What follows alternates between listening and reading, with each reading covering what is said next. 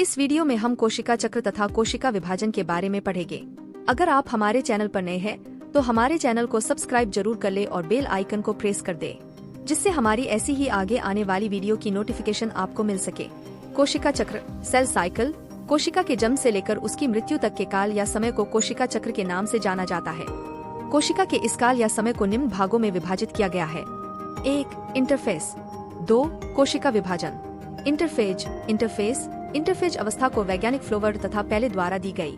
यह कोशिका चक्र का 95% भाग होता है, जो कोशिका का सबसे बड़ा भाग है। इस अवस्था में कोशिका आराम करती है तथा कोशिका अपनी संरचना में वृद्धि करती है। इंटरफेज अवस्था को 3 भागों में विभाजित किया गया है, जो है G1 अवस्था, S अवस्था तथा G2 अवस्था। G1 अवस्था कोशिका चक्र की सबसे बड़ी अवस्था होती है, जिसमें कोशिका सबसे ज्यादा वृद्धि करती है तथा इस अवस्था में प्रोटीन का निर्माण होता है। S अवस्था में कोशिका में DNA का संश्लेषण होता है तथा G2 अवस्था में कोशिका पूर्ण रूप से वृद्धि कर विकसित हो जाती है तथा कोशिका विभाजन के लिए परिपक्व हो जाती है। यदि कोशिका की G1 अवस्था के बाद कोशिका में DNA का निर्माण नहीं होता, तब कोशिका विभाजन में भाग नहीं लेती। तब कोशिका G0 अवस्था में प्रवेश कर जाती है। कोशिका विभाजन में कोशिका विभाजित होकर नई संतति कोशिकाओं को निर्मित करती है। कोशिका विभाजन 2 अवस्था में होता है, कैरियोकाइनोसिस, केंद्रक का विभाजन तथा साइटोकाइनोसिस, कोशिका द्रव्य का विभाजन। कोशिका विभाजन के मुख्य रूप से 3 प्रकार होते हैं: समसूत्री कोशिका विभाजन, अर्धसूत्री कोशिका विभाजन तथा असूत्री कोशिका विभाजन। समसूत्री कोशिका विभाजन, माइटोसिस सेल डिवीजन। समसूत्री कोशिका विभाजन को सबसे पहले सन 1879 में जर्मनी के जीव वैज्ञानिक वाल्थेर फ्लेमिंग द्वारा देखा गया तथा उन्हीं के द्वारा इस प्रक्रिया को माइटोसिस नाम दिया गया था। समसूत्री कोशिका विभाजन कायिक कोशिकाओं में होता है। इनका विभाजन शरीर के घाव भरने तथा मरम्मत करने के लिए होता है। इस विभाजन में गुणसूत्रों की संख्या मातृ कोशिका तथा संतति कोशिका में एक समान होती है। यह विभाजन 2 अवस्था में होता है, कैरियोकाइनोसिस तथा साइटोकाइनोसिस। कैरियोकाइनोसिस, केंद्रक का विभाजन। यह विभाजन 4 अवस्था में होता है: प्रोफेस, पूर्वावस्था; मेटाफेस, मध्यावस्था; एनाफेस, पश्चावस्था तथा टेलोफेस, अंत्यावस्था। प्रोफेस अवस्था में केंद्रक की झिल्ली तथा केंद्रिका विलुप्त हो जाती है तथा क्रोमेटिन से गुणसूत्र निर्मित होते हैं। सेंट्रियोल एक दूसरे के विपरीत ध्रुवों पर आ जाते हैं तथा स्पिंडल तंतु का निर्माण होता है। मेटाफेस अवस्था में मध्यवर्ती झिल्ली का निर्माण होता है तथा गुणसूत्र मध्यवर्ती झिल्ली की दिशा में स्पिंडल तंतु पर व्यवस्थित होते हैं तथा सेंट्रियाल का विभाजन होता है। एनाफेस अवस्था में गुणसूत्र के सेंट्रोमियर का विभाजन होता है तथा गुणसूत्रों की संख्या 2 गुना हो जाती है और गुणसूत्र अपने अपने सेंट्रियाल की तरफ जाने लगते हैं। टेलोफेस अवस्था में केंद्रक झिल्ली तथा केंद्रिका का पुनः निर्माण होता है तथा गुणसूत्र से क्रोमोटिन निर्मित होते हैं। इस विभाजन के परिणाम स्वरूप एक मातृ कोशिका या जनक कोशिका से 2 संतति कोशिकाओं का निर्माण होता है।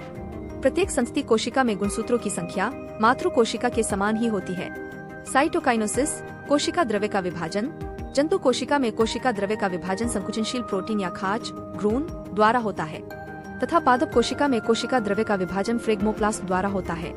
अर्धसूत्री कोशिका विभाजन, मियोसिस सेल डिवीजन। अर्धसूत्री कोशिका विभाजन की खोज सर्वप्रथम वैज्ञानिक वीजमैन द्वारा की गई तथा इसका विस्तृत अध्ययन वैज्ञानिक स्ट्रासबर्गर द्वारा किया गया एवं अर्धसूत्री कोशिका विभाजन को मियोसिस नाम वैज्ञानिक फार्मर तथा मूरे द्वारा दिया गया। यह विभाजन जनन कोशिकाओं में होता है तथा इस विभाजन में जनन कोशिका विभाजित होकर 4 संतति कोशिकाओं का निर्माण करती है। यह विभाजन 2 चरणों में होता है: अर्धसूत्री कोशिका विभाजन प्रथम तथा अर्धसूत्री कोशिका विभाजन द्वितीय। अर्धसूत्री कोशिका विभाजन फर्स्ट में इस विभाजन में मातृ कोशिका की तुलना में नई संतति कोशिकाओं में गुणसूत्रों की संख्या आधी हो जाती है, इसलिए इसे न्यूनकारी विभाजन भी कहा जाता है। अर्धसूत्री कोशिका विभाजन प्रथम में 4 अवस्था होती है, जो है प्रोफेस 1, मेटाफेस 1, एनाफेस 1 तथा टेलोफेस 1। इसमें प्रोफेस 1 सबसे बड़ी अवस्था है। प्रोफेस 1 में 5 चरण है, जो है लेप्टोटीन, जाइगोटीन, पैकिटीन, डिप्लोटीन तथा डायकिनेसिस। लेप्टोटीन में क्रोमोटिन से गुणसूत्रों का निर्माण होता है, अर्थात गुणसूत्रों की संख्या द्विगुणित होती है। इसमें गुणसूत्र पतले धागे की तरह दिखते हैं, जिन्हें क्रोमोनिमेटा कहा जाता है। जाइगोटीन में समान संरचना के गुणसूत्र मिलकर जोड़ों का निर्माण करते हैं, जिससे समजात गुणसूत्र का निर्माण होता है। यह क्रिया सिनेप्सिस कहलाती है। पैकिटीन में एक क्रोमेटिड का टूटा हुआ भाग दूसरे क्रोमेटिड के टूटे हुए भाग से जुड़ जाता है। इसे क्रॉसिंग ओवर कहा जाता है और इस प्रकार जीन का वितरण होता है। क्रॉसिंग ओवर हमेशा नॉन-स्टिर क्रोमेटिड के बीच ही होता है।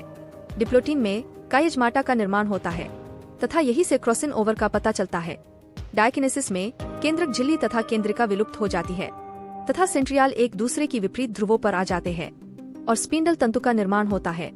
मेटाफेस एक अवस्था में मध्यवर्ती झिल्ली का निर्माण होता है तथा गुणसूत्र मध्यवर्ती झिल्ली की दिशा में स्पिंडल तंतु पर व्यवस्थित हो जाते हैं तथा सेंट्रियाल का विभाजन होता है।